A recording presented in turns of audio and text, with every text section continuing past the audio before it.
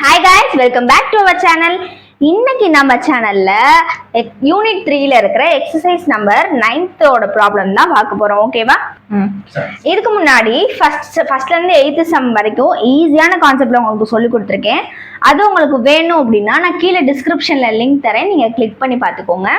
அப்புறம் ஜேர்னல் என்ட்ரிஸோட ரொம்ப பேசிக்ஸ் இது பார்த்தா கண்டிப்பா நீங்க ஜேர்னல் என்ட்ரிஸ் போட்டுடலாம் அப்படிங்கிற மாதிரியும் நான் வீடியோஸ் சென்ட் பண்ணியிருக்கேன் உங்களுக்கு. அதுவும் நான் டிஸ்கிரிப்ஷன்ல கொடுக்குறேன், நீங்க கிளிக் பண்ணி பார்த்துக்கோங்க. ஓகேவா? இன்னும் நிறைய பேர் பார்த்தீங்க அப்படின்னா நம்மளோட சேனலை சப்ஸ்கிரைப் பண்ணாம வீடியோஸ் பார்த்துட்டு இருக்கீங்க. மறக்காம நம்மளோட சேனலை சப்ஸ்கிரைப் பண்ணி பக்கத்துல இருக்கிற பெல் ஐக்கானை கிளிக் பண்ணிடுங்க. வாங்க இப்ப நம்ம சம்ஸ்குள்ள போகலாம். இப்போ இந்த சம்ல என்ன கொடுத்துருக்காங்க? Past journal entries in the books of Sasikumar who is dealing in automobiles 2017 October அப்படின்னு கொடுத்துருக்காங்க. ஓகே, ஃபர்ஸ்ட் ஸ்டெப் என்ன? இதுதான் ஃபர்ஸ்ட் ஸ்டெப் நம்பர் 1. இது நான் பிஃபோர் சம்ஸ்லேயுமே சொல்லியிருக்கேன். ஏன் நான் உங்களுக்கு ஃபர்ஸ்ட் செம் அதாவது ஸ்டெப் நம்பர் 1 ஸ்டெப் நம்பர் 2 அப்படின்னு சொல்லி தரேன்னா நீங்கள் மறந்துடுவீங்க. எழுதுகிற அவசரத்தில் நீங்கள் டேரெக்டாக டேட் பர்டிகுலர்ஸ் இல்லை டெபிட் கிரெடிட் அப்படின்னு நீங்கள் போட்டு மறந்துடுவீங்க.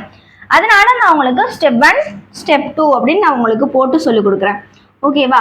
ஜேர்னல் தான் ரொம்ப ரொம்ப இம்பார்ட்டன்ட் கான்செப்ட். நீங்கள் இதில் ஏதாச்சும் தப்பு பண்ணீங்க அப்படின்னா லெஜரும் அவுட் ஆகிடும், ட்ரையல் பேலன்ஸும் அவுட் ஆகிடும். நீங்கள் எந்த அளவுக்கு இதை நீங்கள் ரொம்ப புரிஞ்சுக்கிறீங்களோ அந்த அளவுக்கு நீங்கள் ஃபுல் மார்க்குமே ஸ்கோர் பண்ணிடலாம். ஓகேவா? நம்ம சம்குள்ளே போகலாமா? ஃபர்ஸ்ட் டேட் என்ன கொடுத்துருக்காங்க? 1. ஓகே, எந்த மந்த்? அக்டோபர். அப்போ 1 அக்டோபர் 2017. ஓகே, சம் என்ன கொடுத்துருக்காங்க? Comments business with goods. நம்ம போன சம்லாம் பார்த்தோம் அப்படின்னா கமெண்ட்ஸ் பிஸ்னஸ் வித் கேஷ்னு பார்த்துருப்போம் இல்லையா? கேஷ் டைரக்டாகவே ஸ்டாக்னு பார்த்துருப்போம், ஃபர்னிச்சர்னு பார்த்துருப்போம். ஆனால் இங்கே என்ன கொடுத்துருக்காங்க? குட்ஸ்னு கொடுத்துருக்காங்க. Goods is nothing but stock அப்படின்னு அர்த்தம். ஓகேவா? அப்போ நமக்கு கமெண்ட்ஸ்னால் என்ன பண்ணுவோம்? யாரோட நேமில் இருக்கோ அவங்களுக்கு கேபிட்டல் அக்கௌண்ட்ஸ்னு போடுவோமா? அப்போ stock account debtor to Sasikumar capital account எழுதலாமா? Stock account debtor to Sasikumar capital account. நீங்க ஃபுல்லா எழுதணும், நான் ஷார்ட்கட்ல எழுதியிருக்கேன். அமௌண்ட் எவ்வளோ? ₹40,000. டெபிட்க்கு நேரா டெபிட் அமௌண்ட் எழுதணும், கிரெடிட்க்கு நேரா கிரெடிட் அமௌண்ட் எழுதணும். ஓகே, இது முடிஞ்சோன்னு என்ன பண்ணணும்? மறக்காம நரேஷன் எழுதணும். நரேஷன் எழுதலனாலும் உங்களுக்கு மார்க் கண்டிப்பா கட் பண்ணுவாங்க. Okay, being commenced business with goods. ஓகேவா? நான் ஷார்ட் அண்ட் ஸ்வீட்டா எழுதியிருக்கேன், நீங்க மறக்காம ஃபுல்லா எழுதிடுங்க. ஓகேவா? இப்போ நம்மளுக்கு ஃபர்ஸ்ட் என்ட்ரி முடிஞ்சிச்சு. இப்போ நெக்ஸ்ட் என்ன கொடுத்துருக்காங்க? டேட் 3 கொடுத்துருக்காங்க இல்லையா? அப்போ 3 அக்டோபர் 2017. என்ன கொடுத்துருக்காங்க? Cash introduced in their business. சும்மா உங்களை கன்ஃபியூஸ் பண்ணுறதுக்காண்டி இந்த மெத்தடில் கொடுத்துருக்காங்க. அதாவது கமெண்ட்ஸ்டும் இதுவும் ஒன்று தான். ஓகேவா? ஒரே மெத்தட் தான். அப்போ என்ன ஆன்சர் வரும்? Cash account debtor to Sasikumar's capital account. ஓகேவா? இதே ஃபார்மேட் தான். அதாவது கமெண்ட்ஸ் டு பிஸ்னஸ் வித் கேஷ் அப்படின்னு கொடுக்காம cash introduced in their business அப்படின்னு கொடுத்துருக்காங்க. ரெண்டுத்துக்கும் ஒரே அர்த்தம் தான். ஓகேவா? அப்போ cash account debtor to Sasikumar's capital account. Okay, amount எவ்வளோ? ₹60,000. ஓகே, நரேஷன் எழுதணுமா மறக்காம? என்ன நரேஷன்?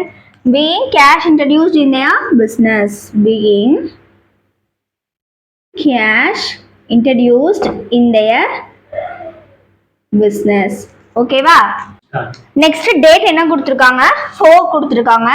4 அக்டோபர் 2017. இது ரொம்பவே ஈஸியான என்ட்ரி. 9th சம்லேயும் இதே மாதிரி ஒரு என்ட்ரி, 8th சம்லேயுமே இதே மாதிரி ஒரு என்ட்ரி பார்த்துருப்போம் இல்லையா? Purchased goods from Arul on credit. Purchases எப்போவுமே எந்த சைடு வரும் அப்படின்னு சொல்லியிருக்கேன்? கண்டிப்பா பர்ச்சேசஸ் கண்டிப்பா எப்பவுமே நான் டெபிட்ல தானே உங்களுக்கு வரும்னு சொல்லியிருக்கேன். அப்ப பர்ச்சேசஸ் கண்ண மூடிட்டு டெபிட்ல வந்துடணும். இது ஒரு க்ளூ. இன்னொரு க்ளூ என்ன அப்படின்னா பர்ச்சேஸ்ட் குட்ஸ் ஃப்ரம் அருள். அருள் கிட்ட இருந்து நீங்க என்ன பண்றீங்க, ஒரு குட்ஸை பர்ச்சேஸ் பண்றீங்க. அப்ப அருள் கையை விட்டு குட்ஸ் என்ன பண்ணிடுது, வெளியில போயிடுது. புரியுதா? அப்ப என்ன account, purchases account debtor to Arul account. Okay, ஒரு விஷயம் உள்ள வந்துச்சு அப்படின்னா டெபிட், வெளியில போச்சு அப்படின்னா credit. Purchases account debtor to Arul account.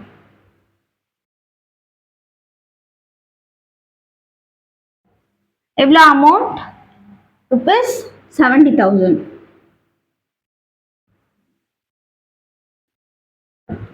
ஓகேவா? அடுத்து என்ன பண்ணணும், நரேஷன் எழுதணுமா? கண்டிப்பா எழுதணும். being purchased goods to அருள். எழுதியாச்சா? இதோட இந்த என்ட்ரி முடிஞ்சிச்சு. இங்க பாருங்க, இங்க நான் 2 போட மறந்துட்டேன். இந்த மாதிரி நீங்க மிஸ்டேக்ஸ் பண்ணாலுமே கண்டிப்பா உங்களுக்கு -1 பண்ணுவாங்க. 2 போட மறந்துடாதீங்க. ஓகேவா? இப்போ நம்ம நெக்ஸ்ட் போலாமா? என்ன கொடுத்துருக்காங்க, ரிட்டர்ன்ட் குட்ஸ் டு அருள். இதுக்குள்ள போறதுக்கு முன்னாடி, அதாவது ரிட்டர்ன் குட்ஸ் டு அருள் இந்த சம்குள்ள போறதுக்கு முன்னாடி நான் உங்களுக்கு ஒரு க்ளூ சொல்லி கொடுக்குறேன். இங்க பாருங்க, பர்ச்சேசஸ் அப்படின்னு வந்துச்சுன்னா கண்டிப்பா இது டெபிட்ல மட்டும்தான் வரும். ஓகேவா? பர்ச்சேஸ் ரிட்டர்ன் வந்துச்சுன்னா அது கண்டிப்பா கிரெடிட்ல மட்டும்தான் வரும். சேல்ஸ் கிரெடிட்ல மட்டும்தான் வரும். சேல்ஸ் ரிட்டர்ன்ஸ் டெபிட்ல மட்டும்தான் வரும். இதை ஃபர்ஸ்ட் நீங்க நல்லா தெரிஞ்சுக்கோங்க. Purchases always comes in debit side. Purchase return always comes in credit side. Sales also comes in credit side. Sales returns comes in debit side. ஓகேவா? இப்போ பார்க்கலாம். Return goods to அருள். என்ன ரிட்டர்ன், ரிட்டர்ன்னு வந்திருக்கு. அப்போ என்னது, பர்ச்சேஸ் ரிட்டர்ன். ஓகேவா? அப்போ purchase return எந்த சைட் வரும், பர்ச்சேஸ் ரிட்டர்ன் கிரெடிட் சைட் வரும். அப்படிதானே? அப்ப என்ன ஆன்சர் வரும், Arul's account debtor to purchase return account. புரியுதா? டேட் எவ்வளோ, 6th October 2017. Arul's account debtor to purchase returns account. Amount எவ்வளோ, ₹10,000. ஓகே, நரேஷன் மறக்காம எழுதணும்ல. being returned goods to Arul. being returned goods to அருள். ஓகேவா? நீங்க ஃபுல்லா எழுதிருங்க. ஓகே, நெக்ஸ்ட் பாத்தீங்க அப்படின்னா paid cash to Arul on credit ₹60,000. என்ன பெய்டுனா என்னது, கேஷ் அப்படின்னு சொல்லியிருக்கேன் இல்லையா? அவங்க டைரக்டாவே என்ன சொல்லிட்டாங்க, கேஷ் அப்படின்னு கொடுத்துருக்காங்க. பெய்டு கேஷ் டு அருள், அருள்கிட்ட கேஷ் கொடுக்குறாங்க. அப்போ உங்க கையை விட்டு என்ன பண்ணுது, கேஷ் வெளியில போயிடுது, அருளுக்கு கேஷ் உள்ள வந்துடுது. அப்போ Arul's account debtor to cash account. Entry கரெக்டா? 10 October 2017 Arul's account debtor to cash account. ஓகேவா? Arul's account debtor to cash account. திருப்பியுமே ஒரு வாட்டி சொல்றேன், paid cash to Arul on account. அதாவது கேஷ் உங்களை விட்டு வெளியில போகுது, அதனால கிரெடிட்ல போட்டுட்டோம். அருளுக்கு உள்ள வருது, அதனால நம்ம டெபிட்ல போட்டுட்டோம். அமௌண்ட் எவ்வளோ, ₹60,000. ஓகேவா? ₹60,000. ஓகே, நெக்ஸ்ட் என்ன பண்ணணும், narration எழுதணுமா? being paid cash to Arul on paid cash to Arul on account. ஓகேவா? இந்த என்ட்ரி உங்களுக்கு புரியுதா? நெக்ஸ்ட், ஃபர்ஸ்ட் ஆஃப் ஆல் இந்த 5மே உங்களுக்கு நான் ஒரு வாட்டி கோ த்ரூ பண்ணிக்கிறேன். கமெண்ட்ஸ் பிசினஸ் வித் குட்ஸ் சொல்லியிருக்காங்க. குட்ஸ்னா என்னது, ஸ்டாக் அப்படின்னு அர்த்தம். ஓகேவா? அப்போ stock account debtor to Sasikumar's capital account. எவ்வளோ ருபீஸ், ₹40,000. சப்போஸ் இந்த இடத்துல கேஷ் அப்படின்னு வந்துருந்துச்சுன்னா என்ன பண்ணுவீங்க, cash account debtor to Sasikumar's capital account. இதே ஃபர்னிச்சர் வந்துச்சுன்னா என்ன பண்ணுவீங்க, furniture account debtor to Sasikumar's capital account. இந்த மாதிரி போடுவீங்க. ஓகே, நெக்ஸ்ட் என்ட்ரி பாத்தீங்க அப்படின்னா cash introduced in their business. இதுவும் சேம் மெத்தட் ஓகேவா. அதாவது commenced business with cash இவங்க cash introduced in their business அப்படின்னு கொடுத்துருக்காங்க. அப்போ நம்ம என்ட்ரி என்ன போடுவோம், cash account data to Sasikumar capital account எவ்வளோ ருபீஸ் 60,000. நரேஷன் எழுதிட்டோமா, எழுதிட்டோம். அடுத்து பார்த்தீங்க அப்படின்னா purchased goods from Arul on credit. எய்து சம்மோட அதே மாடல் தான் இந்த கொஷினும். என்னது, purchased goods from Arul. purchases எப்பவுமே எந்த சைட் வரும், டெபிட் சைட் வரும். அப்போ purchases account data to Arul's account எவ்வளோ ருபீஸ் 70,000. நெக்ஸ்ட் பார்த்தீங்கன்னா returned goods to Arul rupees 10,000. அதாவது அருள்கிட்ட குட்ஸ் என்ன பண்ணிடுறாங்க, பர்ச்சேஸ் பண்ண குட்ஸை ரிட்டர்ன் பண்ணிடுறாங்க ஓகேவா. அப்போ ரிட்டர்ன் பர்ச்சேஸ் ரிட்டர்ன் எப்பவுமே எதில் வரும் அப்படின்னு சொல்லியிருக்கோம், கிரெடிட்ல வரும் அப்படின்னு சொல்லியிருக்கோம் இல்லையா. அதனால நம்ம கிரெடிட்ல போட்டிருக்கோம். Arul account data to purchase return account rupees 10,000. paid cash to Arul on account. இது உங்களுக்கு நல்லாவே புரிஞ்சிருக்குன்னு நினைக்கிறேன். உங்க கையை விட்டு கேஷ் வெளியில போகுது, அதனால கிரெடிட்ல போட்டிருக்கோம். அருளுக்கு உள்ள வருது, அதனால டெபிட்ல போட்டிருக்கோம். So Arul's account data to cash account rupees 60,000. அடுத்து பார்ப்போம். நெக்ஸ்ட் பார்த்தீங்க அப்படின்னா டேட் எவ்வளோ 15 அக்டோபர் 17. என்ட்ரி என்ன கொடுத்துருக்காங்க, sold goods to Chandar on கிரெடிட்னு கொடுத்துருக்காங்க இல்லையா.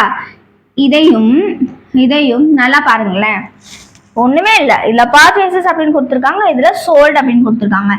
சோல்டுன்னா என்னது, இஸ் நத்திங் பட் சேல்ஸ்னு அர்த்தமா. பர்ச்சேசஸ் வந்தா டெபிட்னு போட சொல்லியிருக்கேனா, சோல்டுன்னு வந்தா சேல்ஸ்ன்னு வந்துச்சு அப்படின்னா கிரெடிட்ல போட சொல்லியிருக்கேனா. அப்போ த சேம் மெத்தட் என்னது, Chandar account data to sales account ஓகேவா. ஜஸ்ட் சிம்பிள் என்ட்ரி தான். அமௌண்ட் எவ்வளோ ருபீஸ் 30,000. Okay, rupees 30,000.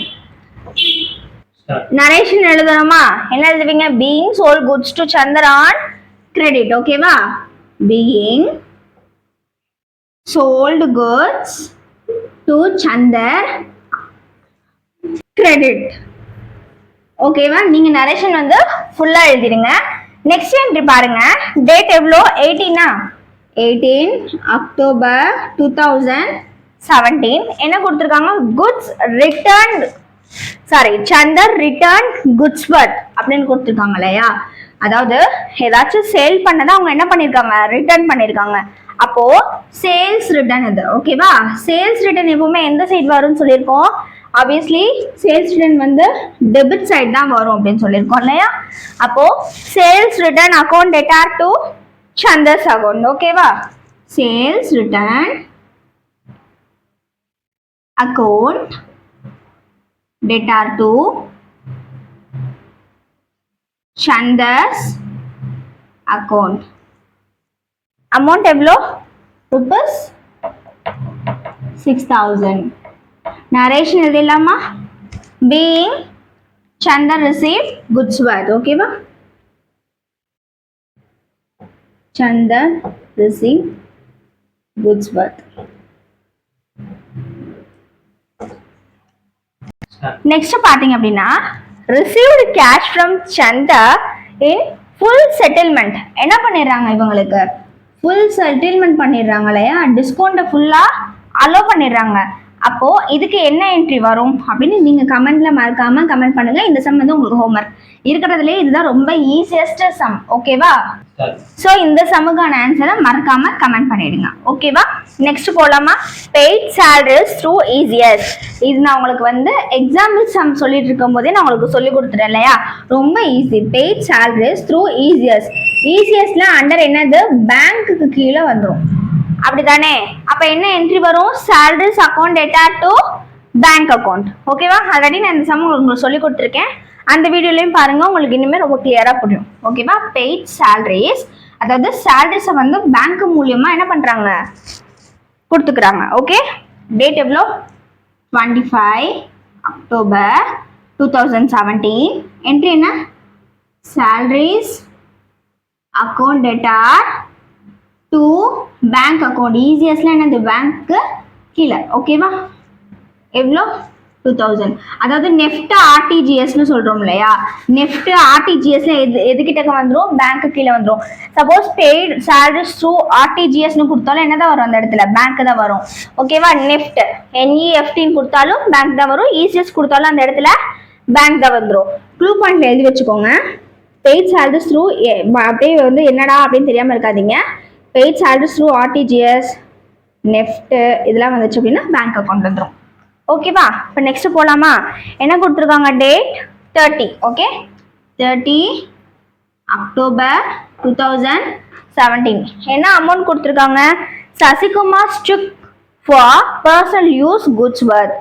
அதாவது பர்சனல் யூஸ் வந்துருச்சா, நம்ம வந்து இதுக்கு 8th சம்ல பார்த்தோமா, வித்ட்ரூ பர்சனல் யூஸ்னு. அப்போ நம்ம அதுக்கு என்ன போட்டோம், டிராயிங்ஸ் அக்கௌண்ட் போட்டோமா. அப்போ இதுக்கு என்னது, அதாவது குட்ஸ். ஓகேவா, பர்சனல் யூஸ் குட்ஸ், குட்ஸ் என்னது பர்ச்சேசஸ் அப்படின்னு அர்த்தம். பர்சனல் யூஸ் வந்து டிராயிங்ஸ். ஓகேவா, அப்போ drawings account attach to purchases account. Drawings account attach to purchases account.